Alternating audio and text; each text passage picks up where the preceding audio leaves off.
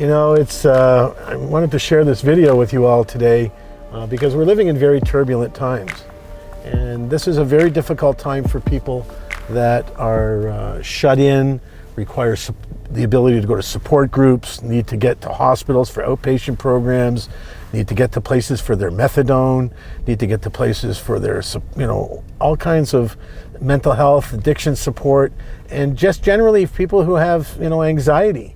It's a really difficult time for people with, high anxiety and, depression. So I wanted to share with you today a few things that might just help us get through it a little bit. And we'll do this every once in a while, just stay in touch and see if we can give you guys and gals out there a little bit of support and some hope going forward. So we're going to get through this. That's the first thing we need to understand, is we're going to come out the other side of this. And I honestly believe we're going to be better today than we were months ago. I think when we come out of this horrible situation, we're just going to be better people, more connected to our families, more connected to our friends. As I'm driving around, I can see that the city is basically a ghost town. I'm here at the Promenade Mall. It's usually packed. You can't find a parking spot at this time of the day. So how do we cope with all of this? Schools are closed longer than they need to be, than they normally were going to be, I should say. We're having issues with hospital wait lines.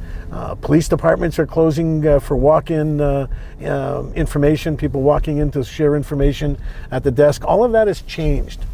So how do we deal with a world that's in change? You've heard me talk many times. If you've heard me on News Talk 1010, on Straight Talk Live on Saturday and Sunday nights, or any of my other videos, I say the same thing to a lot of people often. It's learning about staying in the moment, being mindful, thinking about today, just getting through today and making today a better day than yesterday. And as much as we're listening to the news, maybe that's something we shouldn't be doing a ton of.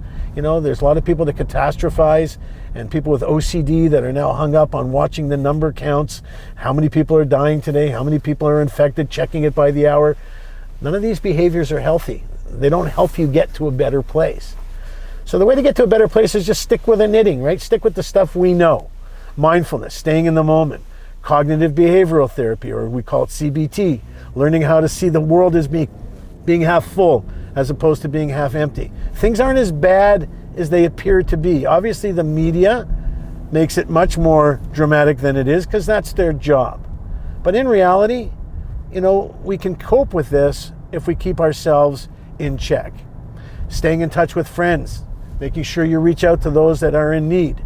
As we drive around, we can see that there's really nobody out there. There are people walking and exercising, and the government suggests that we can go out and do outdoor activities such as walking and being with our families and playing in the backyard, maybe staying away from parks where there's lots of surfaces that kids touch and put their faces on. Because kids, right? They stick their faces and their tongues on everything.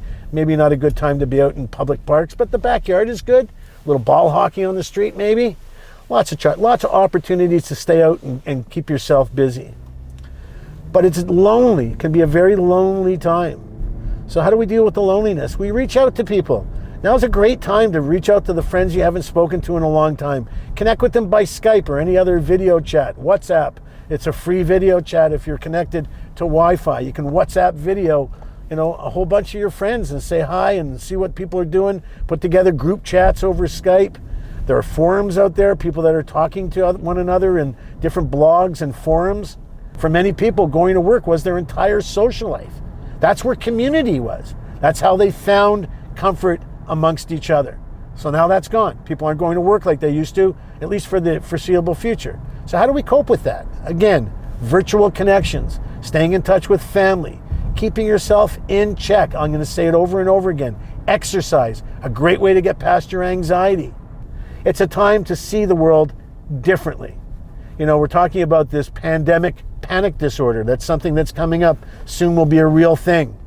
Pandemic panic disorder. We're panicking over something because we don't know really where it's all going to go. But actually, in your normal day, do you really know what the end of the day is going to look like when you start in the morning? We don't, right?